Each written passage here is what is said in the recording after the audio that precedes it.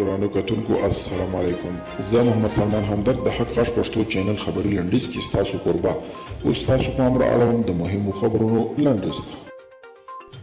له 2015 کال راهیسې افغانستان کې د 26,000 ماشومان وژل شوي یا معلول شوي دي.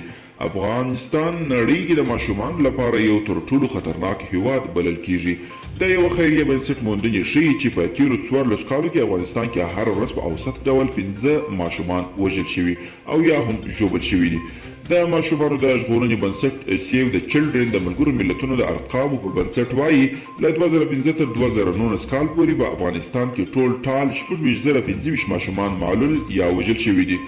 د عدالت او پراختیا په نامه د ترکیه حاکم سیاسي ګوند ویلي چې انقرې له امریکا څخه د S-400 دفاعي سیستم په اړه د نظر غوښتنه نه ده کړې او دوی مجبور نه دي د یاد هیواد نظر ته پام وکړي.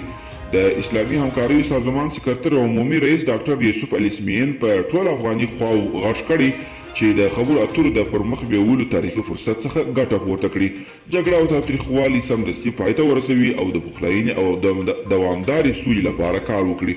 طلوع نیوز د خپلو سرچینو په حواله خبر ورکړی چې اشرف غني یو ځل بیا د مذاکراتو لپاره د دوحې له تړون سره مخالفت په ډاګه کړی او په دې برخه کې یې خپلو استازو معصوم ستانکزي او سلام رحیمي ته منفي ځواب ورکړی. تر دې وړاندې راپورونه وه چې غني دغه تړون ته غاړه ایښې ده.